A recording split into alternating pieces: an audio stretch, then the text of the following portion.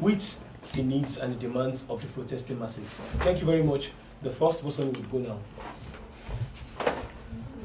Comrade Adaramoye Michael Lenny. I'm the one of the organizations actively mobilizing for this end bad governance protest. I mean, just as my colleague said, the aim of this press conference is to address important issues pertaining to our protest. I mean, this is the fourth day of the protest, and we've seen different level of attacks, victimization across board, so that we wish to use this opportunity to address some of these important things and to also respond directly to some of the points made by Mr. President. Of course, I will not call those things points, but I mean some of the things he expressed this morning. So, comrades, good morning once again. Presidential broadcast. Tinubu is out of touch with the masses and the demands of our protest. The insistence that the protests are politically motivated shows a deep disconnection with the masses. The economic progress the president reads out are for himself and his cronies and not for the masses. The reference to protesters as misguided and uninformed shows that the president is a condescending dictator. We wish to express our sadness and deep disappointment at the latest broadcast by President Tinubu, which is the first address to the nation ever since the End Bad Governance protest started, which is now on the fourth day. After over 3 weeks since Nigerians started mobilizing to take to the streets, and after scores of dead protesters and assaulted journalists from the first 3 days of the protest, President Tinubu broadcast was nothing but a masterclass of gaslighting us, manipulating and double speaking that has plagued Nigeria's brand of public speaking for decades. Many had requested genuinely that the president should address the nation when the protest was being mobilized for, and some even felt that the president should also address even when the protest started, that perhaps he could make some points that could help douse whatever tension is on board. But to the surprise of many, who genuinely felt that if the president had addressed the nation, some of the demands of the protesters would have been captured and sharply addressed by the president. Many of them are today disappointed by what the president read out today.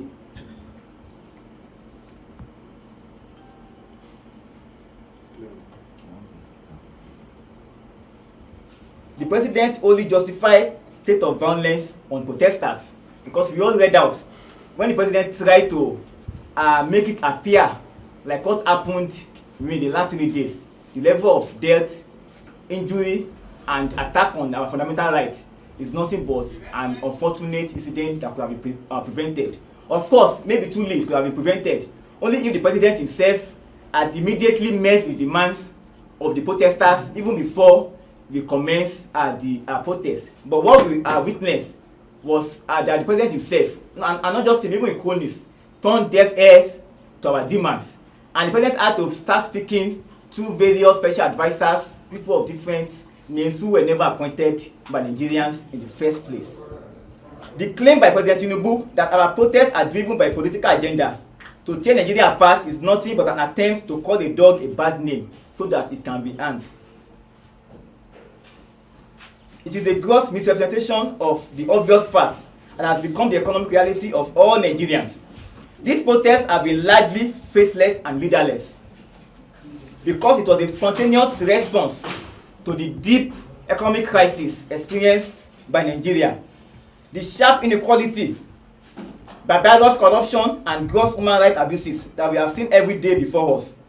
The protest was a lawful response of the Nigerian people to the failure of the Tinubu government and the entire ruling class to address this endemic systemic crisis after over 4 months in power. 14 months in power, rather. These protests were mobilized for by the flagrant extravagance of political office holders in Nigeria for the past 14 months, while asking Nigerians to be patient of hunger and hardship, which they claim to be our sacrifice for the nation. But what we have experienced within the 14 years is that those 14 months, is that those who ask us to be patient and have sacrifice are the same persons who are living luxurious lifestyle, who are budgeting millions and billions of naira to live lavishly. In fact, we heard when lawmakers bought vehicles worth over 130 million naira for themselves. At a point, even the president had to budget billions of naira to renovate the presidential building in Lagos. And from the record, the former president, who spent 4 years in office, only used that residence just twice in those 8 years. Yet the president felt the hardship faced by Nigerians were not needed. That what should be the priority of the government was to go and lavish billions of naira to renovate buildings. We think clearly that this itself is not sacrifice. That instead, Nigerians, the poor masses, are the ones being sacrificed by the Tinubu government. And it is on that basis that Nigerians themselves felt the need that enough is enough, that they cannot continue to live under this kind of hardship, especially when you consider the abundant resources we have in Nigeria to transform our lives, which was what mobilized for that protest. Because in the recent period, we've had many calls, especially from government supporters, that the protest they need to know the sponsors or people who are mobilized for it. But we've made it clear at different points that the Tinubu government himself and the policies they've implemented over the years are the reasons why Nigerians took to the street. Therefore, they are the ones who have mobilized us for this protest. So, comrades, we'll move to the next speaker to shed more light on these points we'll make. Of protesters. They have also done that by arresting journalists and demanding a media blackout on the protest, and by sponsoring thugs and looters to discredit our protest. It is therefore infuriating to hear that the same president claimed that he understands our frustration and sufferings. Our major blatant contradiction in this presidential broadcast is the part where he said our democracy progresses when the constitutional right of every Nigerian citizens are respected and protected. The actions of Tinubu's administration have been direct opposite of his statement, because they have been arresting journalists and protesters even before the mobilization for this recent protest started. These actions that are outrightly contradicting and undermining the constitutional rights he claimed to uphold. His administration has blatantly disregarded International Human Rights Convention. Yet he said in the broadcast that the security operatives should continue to maintain peace, law and order, following the necessary conventions of the human rights, to which Nigeria is a signatory. If this is not of this establishment, because as long as you keep having poor people around you, then even you are not safe. An average hungry man is a potential criminal.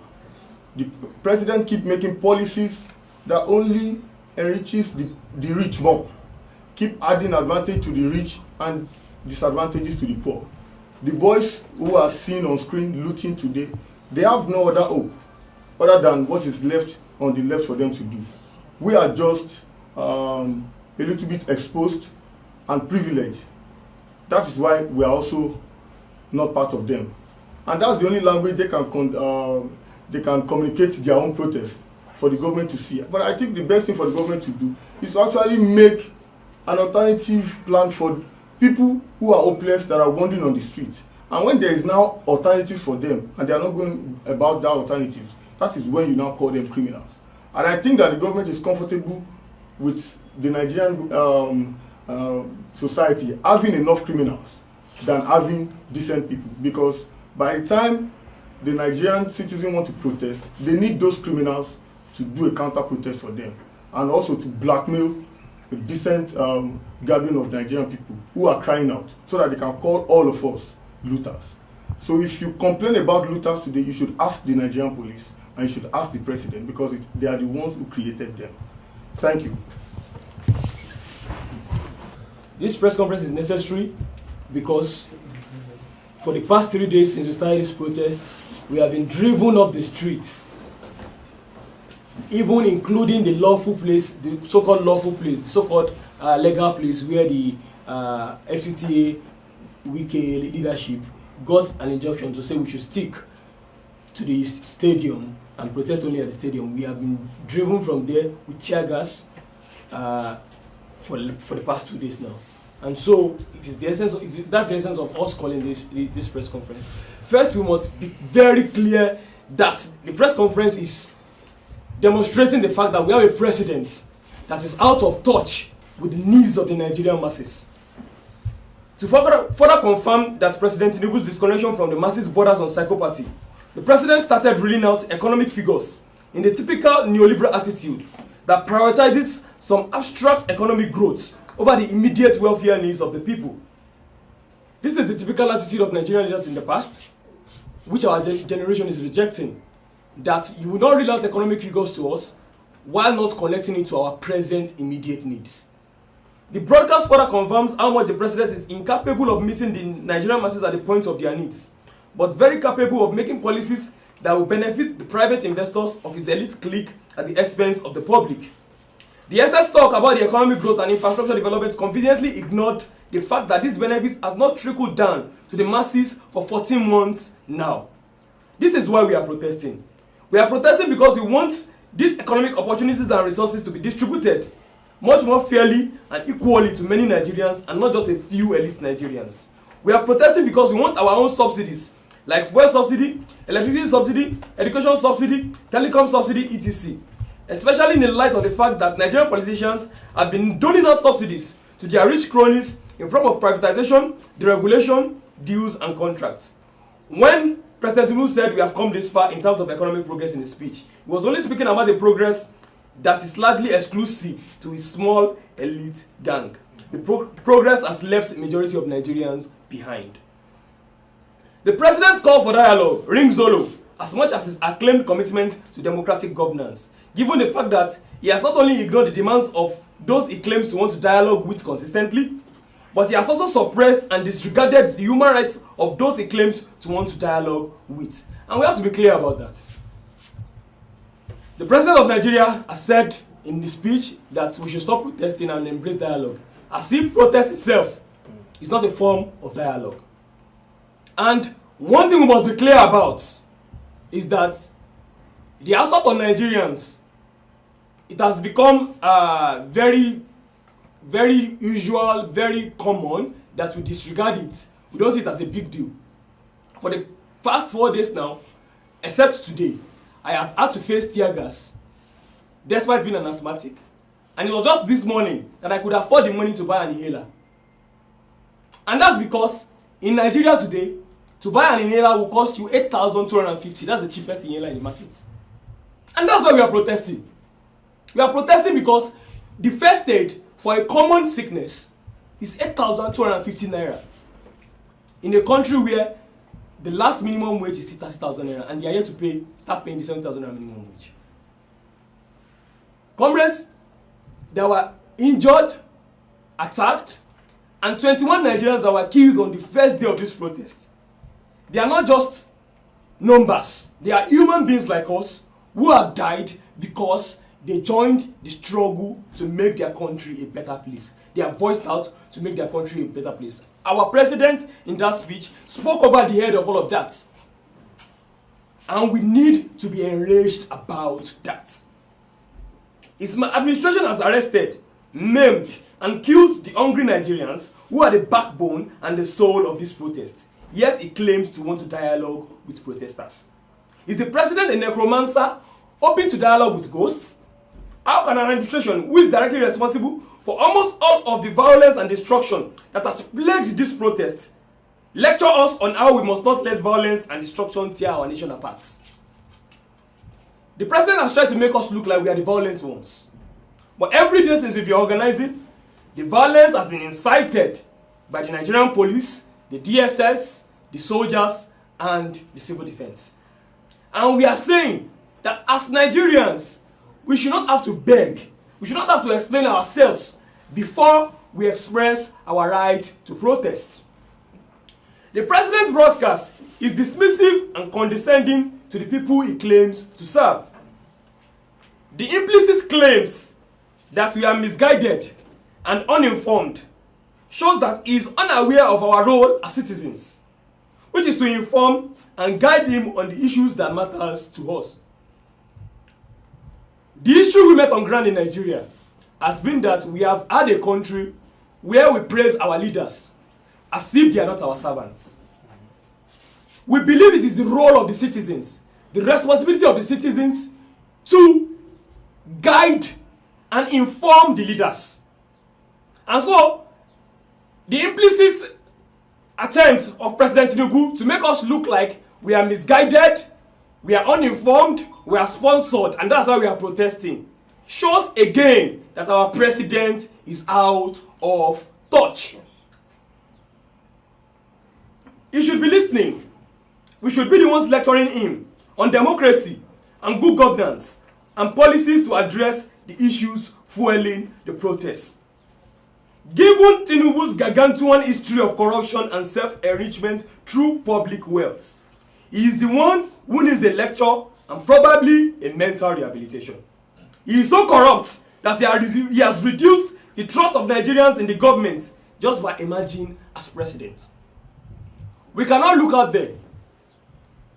Across countries in Africa, people are taking polls of how much people have trust in their government. And Nigeria today is lowest on those polls. Because just by emerging alone, through a very corrupt electoral process, Tinubu has reduced the confidence of the people, the trust of the people in their governance. And a country where people don't trust in the governance of the day is a country that will especially be unstable. Because if the government is not responsible to the people don't owe anything to the government, and they don't owe the government to respect any law and order. And that is writing letter to chaos. And that is why we are saying we are the peaceful ones in this protest. We are the ones trying to ensure that Nigeria does not descend into chaos because of the poverty, the instability, the alienation that we see every day on our streets. We must state clearly that this broadcast only makes it clearer that Tinubu is a dictator and not a democrat. The broadcast only exposes Tinubu for who he is, a megalomaniac and unprincipled dictator who wants to use force and coercion to consolidate his power. We therefore call on non-Nigerians to come out in large numbers to continue this protest on Monday until our demands are met. By now we would notice that the Tinubu government has gone to the press to tell the press to stop capturing this protest with the hope that they can kill us all in silence. Yesterday, before we started the protest, where we were tear-gassed at the National Stadium, the cronies of the Tinubu government had gone online to say that protest is not holding today, that the youth are afraid, they can no longer protest again. But when that protest gathered momentum, they tear-gassed us and dispersed us. So this is to show that this government is only trying to use force and propaganda to stop us from actually organizing ourselves as Nigerians to demand for a better country. It is not too much to ask. The two-pronged approach of violence and propaganda has failed. The violence and repressions are just attempts to silence and control us, and the propaganda cannot sway or fool us. The struggle for a new and better Nigeria continues. We must not be tired. The future of Nigerians depend on our determination at this moment. And we use this opportunity to call on the people of Nigeria, especially those living in the FCT, to make their best efforts to participate in the protests as from tomorrow. We appreciate the fact that many Nigerians have trooped out to say that our demands are legitimate. This is the reality on the streets. And we must also point out that asking Nigerians to not protest, when that same government asking us not to protest, presently I got here late because there are 4 queues on the streets right now. So a government that is asking us not to protest but is making fuel scarce and making it very expensive, and the government would come on here and not touch on those issues and tell us that the fuel subsidy removal is still working. We want to ask, who is it working for? Is it the corrupt politicians who have built refineries in Malta?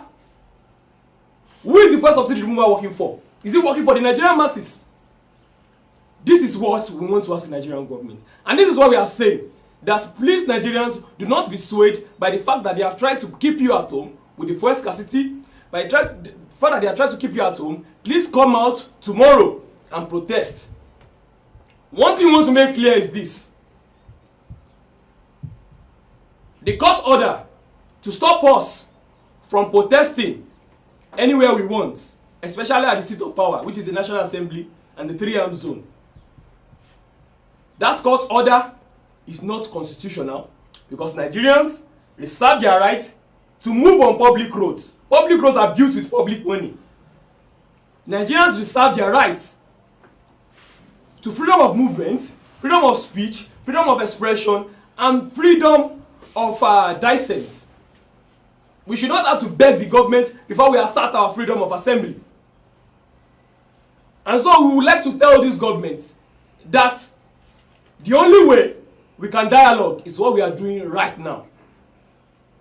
We are doing this now to tell the government that this is our dialogue. We are telling the government that our demands still stand. Reversal of fuel price to what it was before May 29, 2023. Reversal of electricity hike, tariff hike. Reversal of school fees increments across board. Reversal of all of the taxes that the tax master himself, Tinubu, has introduced. These are our demands, and we are not reneging on these demands. Even though Tinubu has tried to tell us that the protests are stopped, Nigerians are tired. Presently, today, Sunday, this morning, protests continued in Jos Plateau State, with protesters organizing their own Sunday service at the protest. Even in Lagos, the same thing happened today. On Friday, we had protesters who did their Juma service at the protest ground. And so, we are saying that Nigerians are fully in support. And this is not the time to be afraid. This is not the time for us to go to our rooms and start praying that God will save us. God needs us to save ourselves. This is not the time to start saying, Shebi, God saved us from Abacha now. God will save us from this one. To know, this is not a military regime. And we must assert the fact that we are in a civilian democracy and we must be treated constitutionally as citizens of Nigeria. On this basis, we want to charge Nigerians that we must continue to organize, resist, and build till we have a country that prioritizes the people of Nigeria over the profits and power of a few people. The struggle continues. A luta continua. Victoria Asada.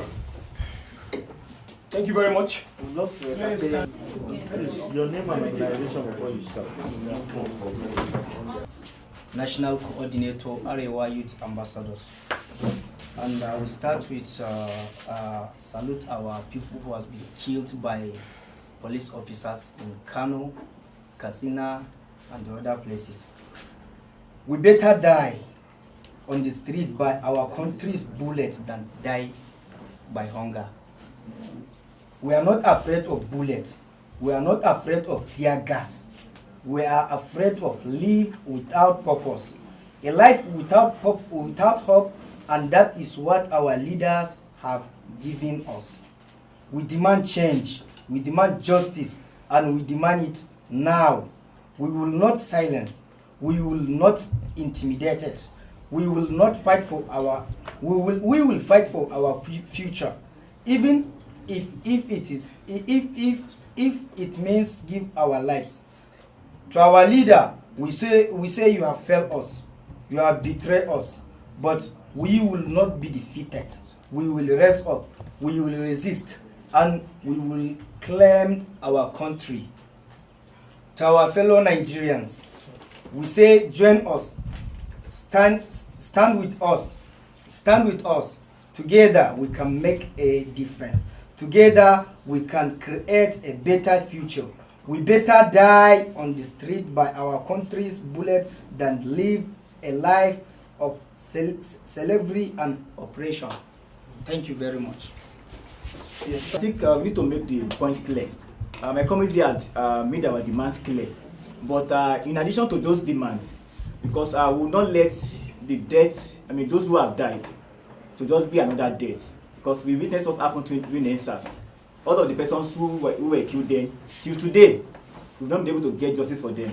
so that we need to hold the persons who are accountable for the attack on our fundamental human rights, as well as the killing of innocent protesters across the nation on the very first day of this protest. So that we are demanding that the IGP and including the CP of police in Abuja must be held accountable for the gross human rights abuses that happened on the very first day of this protest in Abuja and elsewhere too. And also, we also need to make it clear that the Minister of FCT, the Garulus Wike, he has undermined the right of citizens in Abuja to peacefully protest and even gather, which is why we are faced with this court injunction. So that we are also calling that the man that Wike himself is unfit to continue to govern within the democratic sphere of the FCT.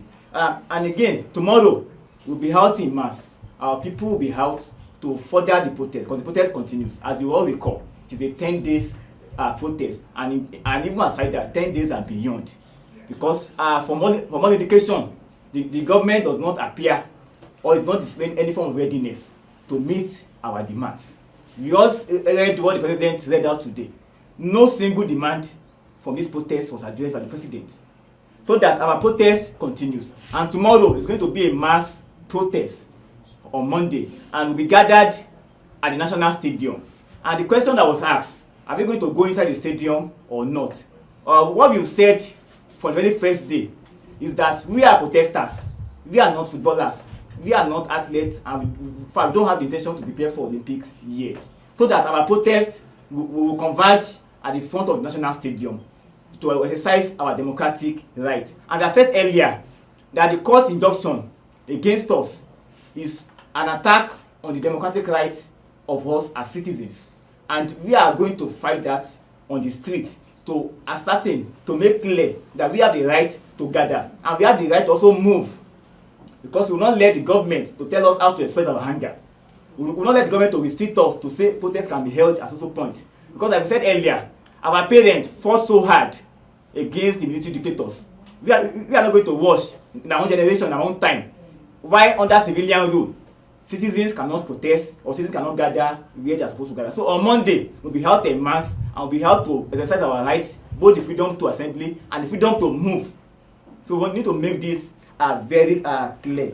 And also, we need to make one important point, that the government of the day is gradually introducing the military into this protest. From the very first day, the military came in their armor tank. Although they were not active, but they came driving into protesters in the way of dispersing us. The second day, they were also there. The third day, many of our protesters were shot at. When the police exhausted their tear gas, the military came in to disperse protesters on the second day, the evening, at the National Stadium. Yesterday, while police were attacking us, the military were moving with them. We connect these dots together, that the government is embarking or trying to use the military the way they did during the Lekki Tollgate massacre on innocent protesters, which is why they are demanding today that media should not cover the protest again. We are saying that we will not allow another Lekki Tollgate to repeat itself, and that the government of Tinubu is embarking on this sinister agenda to kill innocent protesters by using the military. And like I said earlier, yesterday the military themselves were there. The police were the ones leading the military to attack the citizens. And if care is not taken, the military will be the ones to start leading police to attack and kill innocent citizens. So we are making all of these points clear that the IGP and the CP of police, including Nelson Wike, who is the FCT minister, must be held responsible for all of the attacks that happened in Abuja within the last 72 hours of our protest. Thank you very much. Now, as of now, no arrest. We have that of arrest. As per the figures of those who have been arrested, injured, brutalized, those who have been already killed, the figures presently for day one was 21. But we feel that the figures are conservative because we have not been able to account for every of those the protesters that are missing across the country. On that first day alone, about over 1,000 protesters were arrested and presently still in jail, still in detention. This nationwide, this is a democratic protest of the Nigerian people. Yesterday, which is the third day, for the second day, we also had a number of casualties, over 20. We are not also sure of the figures yet because of the inability to account across the country.